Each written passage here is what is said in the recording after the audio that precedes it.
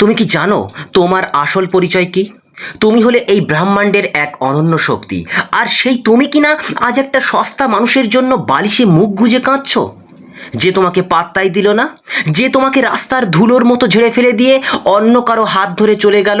আর তুমি কিনা আজ তার জন্য ভিক্ষে চাইছো, ভালোবাসা ভিক্ষা চাইছো, নাকি নিজের কবর খুঁড়ছো? সেটা নিজেকে প্রশ্ন করে দেখো। শোনো বন্ধু, আজ এই ভিডিওটা দেখার পর তোমার ভেতরে যদি আগুন না জ্বলে, তবে জানবে তুমি জ্যান্ত মরে গেছো। হ্যাঁ বন্ধু, তুমি জ্যান্ত মরে গেছো। আমি আজ তোমাকে শেখাবো রিভার্স সাইকোলজির সেই ভয়ঙ্কর খেলা, যা দিয়ে তুমি তাকে বুঝিয়ে দেবে তুমি তাকে জীবন দিয়েছিলে বলেই সে আজ বেঁচে আছে। হ্যাঁ বন্ধু, এটা মানতে হবে তোমাকে, তুমি তাকে জীবন দিয়েছিলে বলেই সে আজ বেঁচে আছে। আর তুমি যেদিন তার ওপর থেকে নজর সরিয়ে নেবে, সেদিন সে নর্মদার কীট ছাড়া আর কিছুই নয়। হ্যাঁ, সেদিন সে নর্মদার কীট ছাড়া আর কিছুই নয়। আজকের ভিডিওটি কি বলবো, আজকের ভিডিওটি এক ধামাকাদার ভিডিও হতে চলেছে। সে মরে গেলেও আর কোনোদিন তার দিকে ফিরে তাকিও না। কেন তাকালে তুমি শেষ হয়ে যাবে, আর কেন না তাকালে সে তোমার পায়ের কাছে এসে ভিখারির মতো কাঁদবে, তার A to Z চুলচেরা বিশ্লেষণ আমি তোমার সামনে রাখবো। কথা দিচ্ছি, ভিডিওটি শেষ করার পর তুমি আর আয়নার সামনে দাঁড়িয়ে কাঁদবে না। হ্যাঁ, কাঁদবে না, এই ভিডিওর ক্ষমতা এটাই। বরং তুমি আয়নার সামনে দাঁড়িয়ে নিজের কলার তুলে বলবে, I am the king, I am the queen. কি বললাম? যদি তুমি চাও সে নিজের ভুলের জন্য অনুশোচনা করুক, সে নিজেই নিজের ভুলের জন্য অনুশোচনা করুক। যদি চাও সে বুঝুক সে হিরে হারিয়ে কাঁচ নিয়ে খেলছে, তবে আজকের প্রতিটি কথা তোমার কলিজার ভেতরে গেঁথে নাও। আজ কোনো দয়া নেই, কোনো মায়া নেই, আজ শুধু হবে জাস্টিস, শুধু হবে জাস্টিস। কি বললাম? তো তোমাকে প্রথমেই জানতে হবে যে সমস্যাটা কোথায় হচ্ছে। সমস্যাটা তোমার মনে নয়, সমস্যাটা তোমার ইগোর হারানোর সিংহাসনে। তুমি ভাবছো তুমি তাকে ভালোবাসো, ভুল, একদম ডাহা ভুল, ডাহা মিথ্যে কথা। মনোবিজ্ঞান বা সাইকোলজি বলছে তুমি তাকে ভালোবাসো না, তুমি আসলে সেই রিজেকশন বা প্রত্যাখ্যানটা মেনে নিতে পারছো না। তোমার মন মানতেই পারছে না যে কেউ তোমাকে এইভাবে রিজেক্ট করতে পারে। মনোবিজ্ঞানী ব্লুমা জেগ্রাইন একটা বিশাল সত্যি বলে গেছেন, আমাদের মস্তিষ্ক অসম্পূর্ণ কাজ ভুলতে পারে না। তোমার প্রেমটা সেই ইনকমপ্লিট বা অসম্পূর্ণ রেখে গেছো, তাই তোমার মস্তিষ্ক বারবার বারবার ওই ভাঙা জায়গাটায় গিয়ে ধাক্কা খাচ্ছে। ধরো তুমি একটা সিনেমা দেখছো, কিন্তু ঠিক ক্লাইম্যাক্সের সময় কারেন্ট চলে গেল, তোমার মনের ভেতরে একটা খচখচানি হবে কি হবে না বলো বন্ধু? তুমি বারবার ভাববে এরপর যে কি হতো, এরপর যে কি হবে। তোমার এই যে ব্রেকআপটাও ঠিক তাই, সে তোমার কোনো ক্লোজার দেয়নি, সে তোমাকে ঝুলিয়ে রেখে চলে গেছে, আর তুমি বোকার মতো সেই ঝুলে থাকা দড়িটাকেই জীবনের সব ভেবে আঁকড়ে ধরে আছো। আরে ভাই, আরে বোন, দড়িটা কেটে দাও, দড়িটা কেটে দাও। নিচে পড়লে মরবে না, বরং মাটির শক্ত বাঁধন খুঁজে পাবে।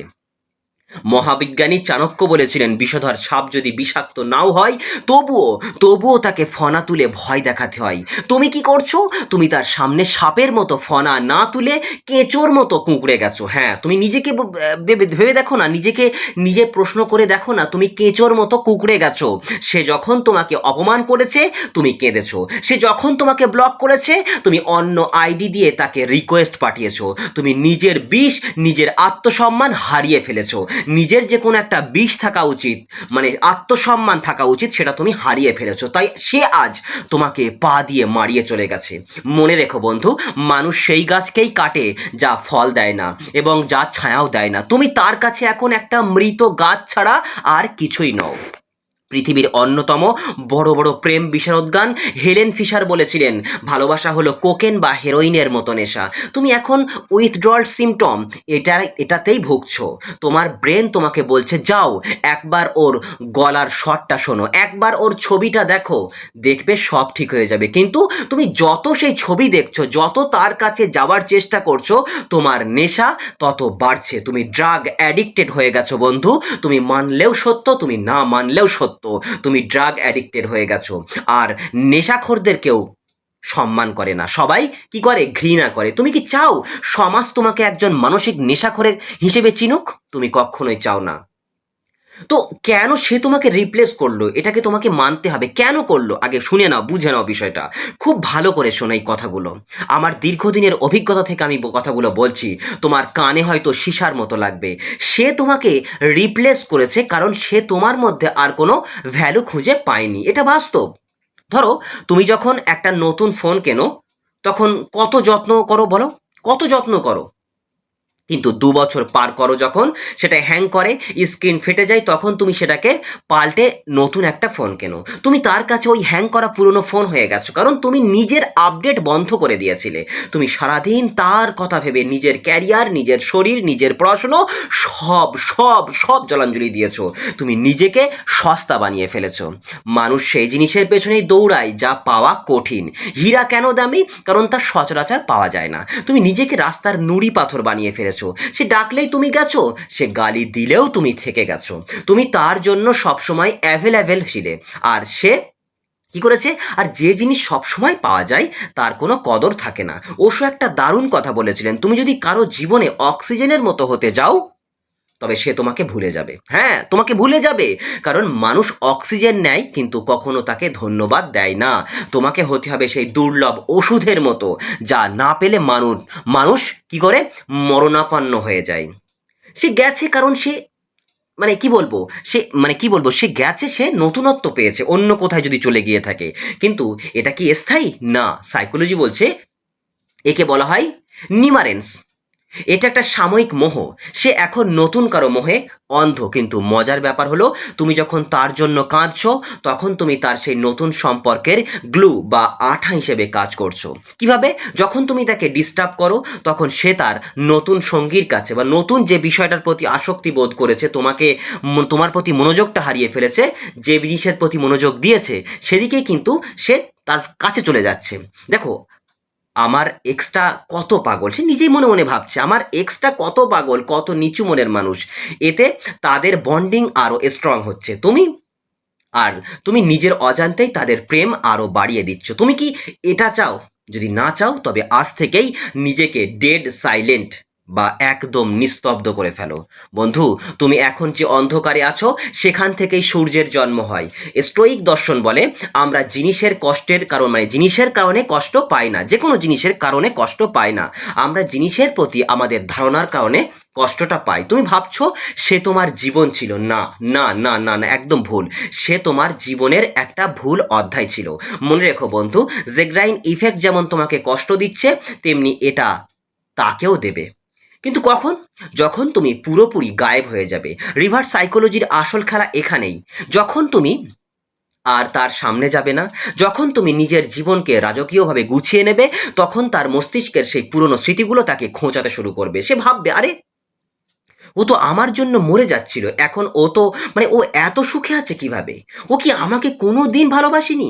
এই আঘাতটাই তাকে তোমার কাছে কুকুরের মতো ফিরিয়ে আনবে। কিন্তু তখন কি তুমি তাকে গ্রহণ করবে? না, কারণ ততক্ষণে তুমি চিতার মতো শক্তিশালী হয়ে গেছো। তো এখন আমি যে কথাগুলো বলবো সেগুলো তোমাকে অক্ষরে অক্ষরে পালন করতে হবে। যদি না পারো তবে ভিডিওটা এখানেই বন্ধ করে দাও। হ্যাঁ বন্ধু, যদি আমার কথাগুলো অক্ষরে অক্ষরে পালন করতে না পারো ভিডিওটা এখানেই বন্ধ করে দাও। আর যদি পারো তবে আমি গ্যারেন্টি দিচ্ছি 100% ফল পাবে। তো প্রথমেই তোমাকে কি করতে হবে? নো কন্ট্যাক্ট রুল ফলো করতে হবে। দ্য ডেড সাইলেন্স, আজ থেকে এখন থেকে তার সাথে সব যোগাযোগ বন্ধ। ব্লক নয়, জাস্ট ইগনোর। ব্লক করলে সে বুঝবে তুমি এখনো তাকে নিয়ে ভাবছো। তাকে আনফ্রেন্ড করো, কিন্তু তার সামনে এমনভাবে থাকো যেন সে তোমার জীবনে কোনো দিনই ছিল না। আর একেই বলা হচ্ছে ঘোস্টিং উইথ ডিগনিটি। দ্বিতীয়ত, তার চেয়ে 10 গুণ ভালো মানুষের সাথে থাকো। নিজের শরীর বানাও, নিজের ব্যাংক ব্যালেন্স বাড়াও। যখন সে সোশ্যাল মিডিয়ায় তোমার হাসি খুশি মুখ দেখবে, যেখানে তাকে নিয়ে কোনো শোক নেই, তখন তার ইগোতে আগুন লাগবে। তৃতীয়ত, সে যখন দেখবে তুমি তাকে ছাড়াই পাহাড়ের চূড়ায় উঠে গেছো, তখন সে একা হয়ে যাবে। সে ভাববে সে একটা ভুল বাজি ধরেছে। আমি জানি তোমার কষ্ট হচ্ছে, আমি জানি রাতে তোমার বুকটা ফেটে কান্না আসছে। এটা হওয়াটা স্বাভাবিক। এই পরিস্থিতির মধ্য দিয়ে আমি কতটা দিন কাটিয়েছি সেটা আমি বলে বোঝাতে পারবো না। কিন্তু বন্ধু, বিশ্বাস করো, ওই কান্নাটা নিজের ভেতরে চেপে রাখো, ওই কান্নাকে জ্বালানিতে রূপান্তর করো। জাস্ট কয়েকটা দিন বা কয়েকটা সপ্তাহ বা কয়েকটা মাস নিজেকে সময় দাও। পৃথিবীটা বড্ড গোল বন্ধু, পৃথিবীটা বড্ড গোল। আজ যে তোমাকে লাথি মেরেছে, কাল সেই তোমার নাম জপতে বাধ্য হবে। কি বললাম? সেই তোমার নাম জপতে বাধ্য হবে। তো যাই হোক, তোমাকে যে কথাগুলো বলছি একেবারে কান খুলে শুনে নাও। তুমি জানো পৃথিবীর সবচেয়ে শক্তিশালী শব্দ কি? সেটা হ্যাঁ নয়, সেটা হলো নীরবতা। তুমি তাকে হাজারটা মেসেজ করে যা বোঝাতে পারোনি, তোমার 1 মাসের নিস্তব্ধতা তাকে তার চেয়ে লক্ষ গুণ বেশি যন্ত্রণায় ফেলবে। আর একে বলা হয় রেডিও সাইলেন্স। নিজেকে পাথর করো বন্ধু, নিজেকে পাথরের মতো করো। মনোবিজ্ঞানীরা একটা অসাধারণ কৌশলের কথা বলেন, যার নাম হয় গ্রে স্টোন। একটা রাস্তার ধারে ধূসর রঙের পাথর, সেটা কি কখনো তোমার নজর কাড়ে? না, কারণ তাতে কোনো রং নেই, কোনো ইমোশন নেই। তোমাকে এখন তার সামনে সেই পাথর হতে হবে, যার কোনো মানে কি বলবো, অনুভূতি থাকবে না, আবেগ থাকবে না, ইমোশন থাকবে না। সে যদি তোমাকে ফোন করে, মেসেজ করে বা সামনাসামনি এসে গালিও দেয়, তোমার রিয়াকশান হবে জিরো, বিগ জিরো, শূন্য। সে তোমাকে রাগাতে চাইবে, তোমাকে কাঁদাতে চাইবে, যাতে সে বুঝতে পারে সে এখনো তোমাকে কন্ট্রোল করছে কিনা। কিন্তু তুমি যখন কোনো উত্তর দেবে না, তখন তার ইগোতে গিয়ে বড় একটা মানে বড়সড় একটা হাতুড়ির বাড়ি পড়বে। সে ভাববে, আরে আমার কি কোনো দামই নেই ওর কাছে? ও কি আমাকে ভুলে গেল? এই যে অনিশ্চয়তা, এটা তাকে পাগল করে দেবে। চাণক্য বলেছিলেন, তোমার শত্রুর জন্য সবচেয়ে বড় শাস্তি হলো তোমার সাফল্য। ওই মানুষটা, হ্যাঁ ওই মানুষটা যে তোমাকে ছেড়ে গেছে, সে আসলে একটা বাজি ধরেছে। সে ভেবেছে তোমাকে ছেড়ে সে আরো ভালো কাউকে পাবে বা আরো সুখে থাকবে। এখন তোমার কাজ হলো তার সেই বাজিটাকে ভুল প্রমাণ করা। তুমি যদি দেবদাসের মতো দাঁড়ি রেখে মদ খেয়ে নর্মদায় পড়ে থাকো, আর মেয়েদের ক্ষেত্রে তো আলাদা বিষয়, সেটা তোমরা বুঝতেই পারছো। তো তখন যদি মানে এরকম একটা সিচুয়েশনে চলে আসে, আমি দেবদাসের উদাহরণ দিলাম কারণ এটাই ম্যাক্সিমাম ক্ষেত্রে সবাই বোঝে। তো যখন তুমি দেবদাসের মতো ঘুরতে থাকবে, নীরব থাকবে, মানে কি বলবো, তবে সে দূর থেকে দেখে হাসবে আর ভাববে, উফ বেঁচে গেছি, ওই পাগলের হাত থেকে বা ওই পাগলিটার হাত থেকে বেঁচে গেছি। আর যদি তুমি নিজেকে ঘষে মেজে আয়নার মতো চকচকে করো, নিজের ক্যারিয়ারে সফল হও, নতুন কোনো স্কিল শেখো, তবে সে যখন তোমার সেই নিউ ভার্সন দেখবে, তখন সে নিজের কপাল চাপড়াবে। সে বুঝবে সে একটা হিরেকে হারিয়ে ফেলেছে। আর এটাই হলো আসল বদলা।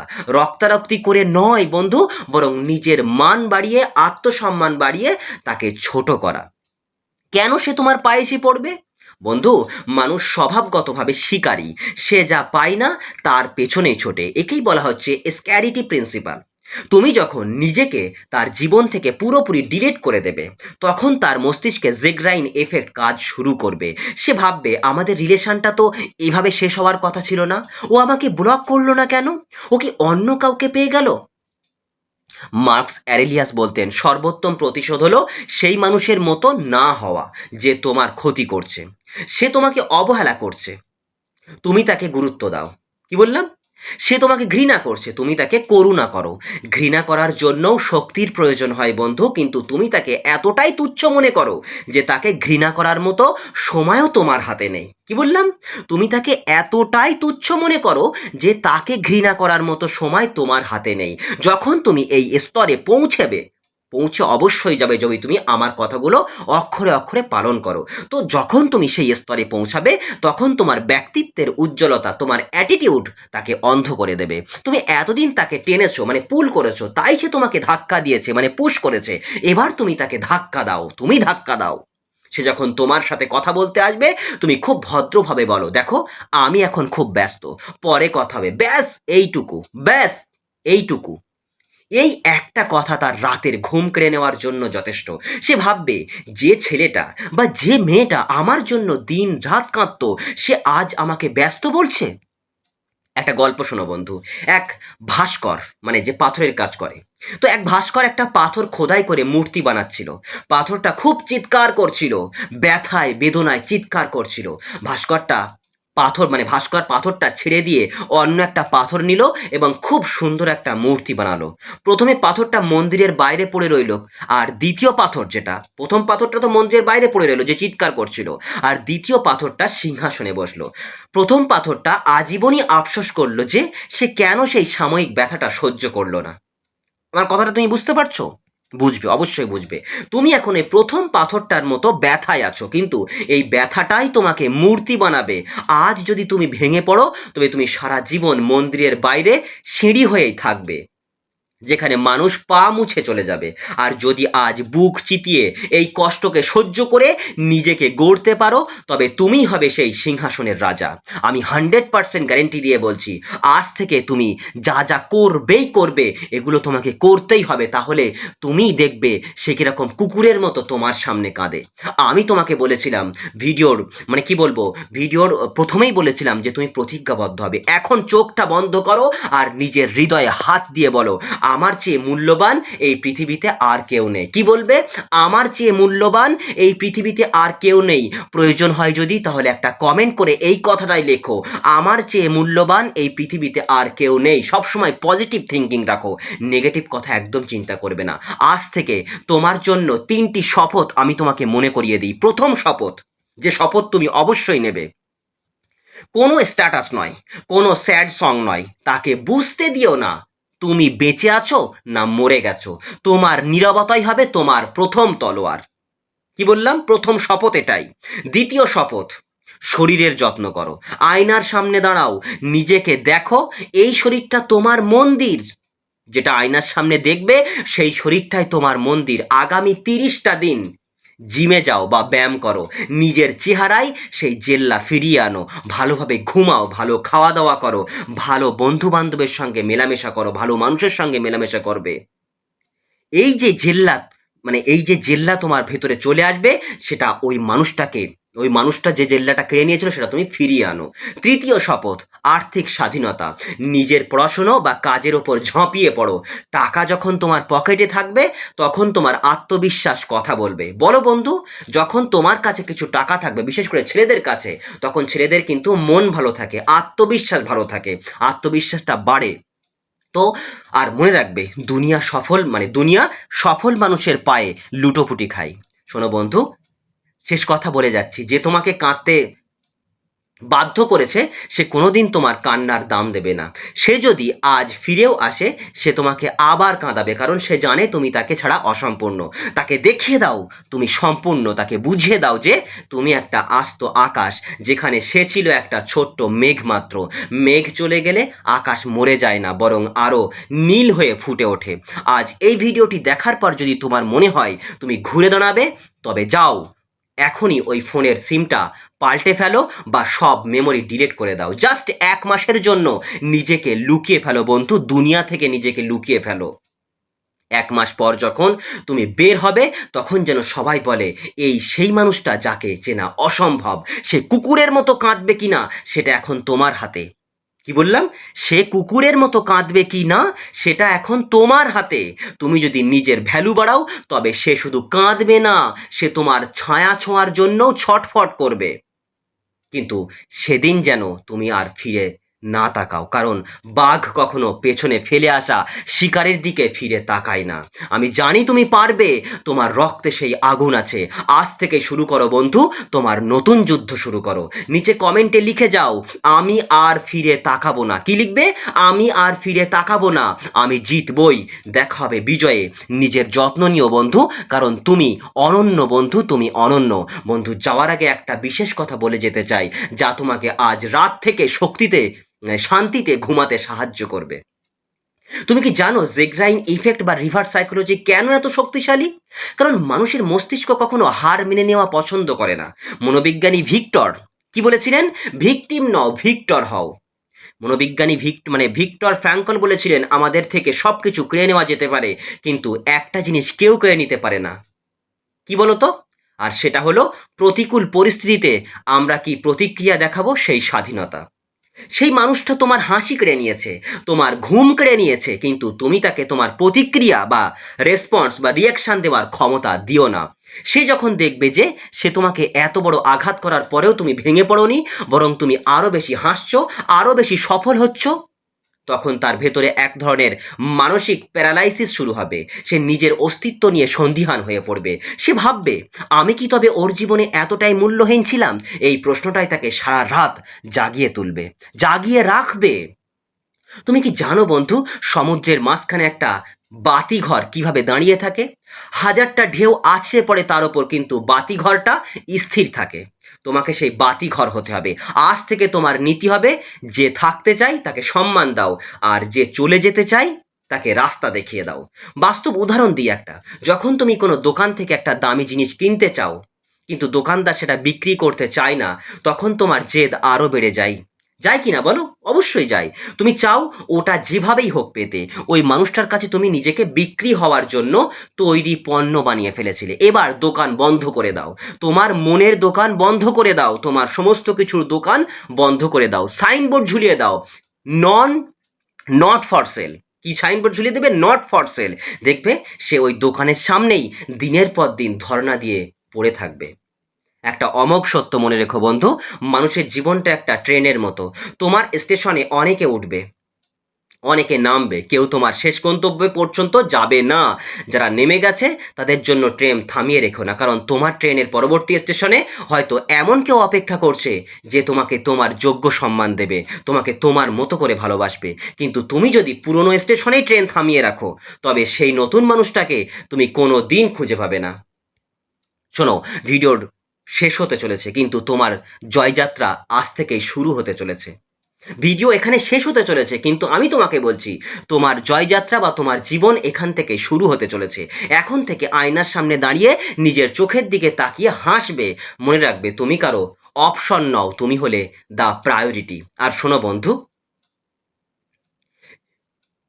সে যে তোমার সাথে এটা করলো, সে আসলে তোমাকে হারিয়েছে, তুমি তাকে হারাওনি। কারণ তুমি একটা পাথর হারিয়েছো, কিন্তু সে একটা হিরে হারিয়েছে। পাথর সব জায়গায় পাওয়া যায়, হিরে নয়।